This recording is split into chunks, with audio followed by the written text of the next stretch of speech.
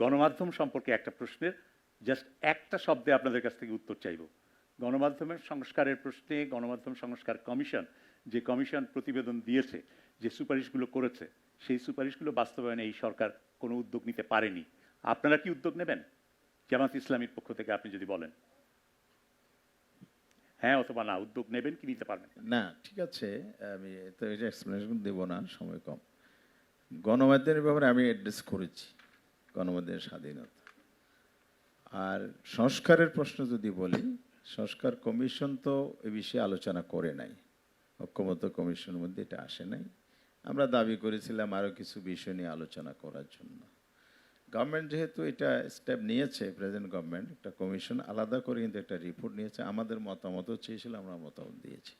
সে মতামতে গণমাধ্যমের স্বাধীনতা, গণমাধ্যম কর্মীদের নিরাপত্তা, পেশাগত দক্ষতা, বস্তুনিষ্ঠ সাংবাদিকতা এবং এখানে যে ইথিক্যাল যে রুলস রেগুলেশনগুলো আছে এগুলো মেনে চলা, দায়িত্বের সাথে অধিকার, ওই যে আমি একটু আগেও বলেছি, এটা এনশিওর আমরা করব। তাইলে গণমাধ্যম যদি বিকশিত হয়, গণতন্ত্র বিকশিত হবে। ফোর স্টেট বলা হয়, ফোর স্টেটের মর্যাদা দিয়ে। ধন্যবাদ।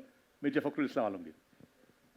বাকশালের পরে আমরা আমাদের শহীদ প্রেসিডেন্ট জিয়া রহমানই প্রথম আপনার সমস্ত গণমাধ্যমকে মুক্ত করে দেন, এবং আমাদের কমিটমেন্ট আছে যে আমরা একটা মুক্ত গণমাধ্যমকে আমরা শুধু সমর্থন করি না, আমরা এটাকে আরও রিচ করার জন্য কাজ করব।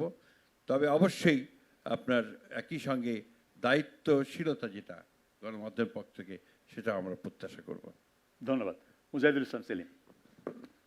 যেসব সুপারিশ করা হয়েছে আমি বেশ অবাক যে খুব প্রচেষ্টা লাগতো না, একটা অ্যাডমিনিস্ট্রেটিভ অর্ডার দিয়ে কিন্তু এগুলো বাস্তবায়ন করা যেত, সেটা করা হয়নি। আমার কথা হলো এইগুলো তো করবোই আমরা, কিন্তু একটা দিকে আপনাদের দৃষ্টি আকর্ষণ করতে চাই।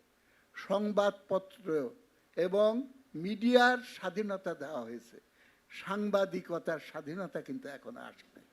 এই দুইটার ভেতরে পার্থক্যটা চিহ্নিত করতে হবে এবং এইটা পরিপূর্ণভাবে আদায় না হওয়া পর্যন্ত আমরা কিন্তু গণতন্ত্র কার্যকর করতে পারবো না এবং এই সংগ্রাম চালিতে হবে। জনতার সঙ্গে মিলে মিডিয়ার সঙ্গে জড়িতরা এই আন্দোলনটা যাতে চালায়, আমার সুপারিশ হবে যে সেই ব্যাপারে একটু বিশেষ নজর দিয়ে। ধন্যবাদ। নাহিদ ইসলাম। গণমাধ্যম সংস্কার কমিশন, এটা নিয়ে আপনার সাথে আমার অনেক স্মৃতি আছে। তো যদিও দল হিসেবে ছিলাম না, কিন্তু ব্যক্তিগত জায়গা থেকে কিন্তু যেহেতু আমি ওই মন্ত্রণালয়ের দায়িত্বে ছিলাম, আমার উদ্যোগে প্রস্তাবনা এই কমিশনটা গঠিত হয়েছিল। ফলে এই প্রস্তাবনাগুলো অবশ্যই আমরা সেটাকে পার্সিউ করব, সেটা যাতে বাস্তবায়িত হয়। হয়তো সেটার মধ্যে দিয়ে আমাদের আরও পর্যালোচনার মধ্যে দিয়ে যেতে হবে, কারণ বিভিন্ন সেক্টর থেকে অনেকগুলো রিয়াকশনও আসছে। ফলে আমাদের অবশ্যই গণমাধ্যমের বিষয়টা, কারণ গণমাধ্যমের বিষয় কিন্তু বারবার আসতেছে, এই যে হামলা, এবং গণমাধ্যমের বিষয়গুলো বারবার আসবে যদি গণমাধ্যমকে আমরা সার্বিকভাবে একটা সংস্কারের মধ্যে দিয়ে না যাই। ধন্যবাদ।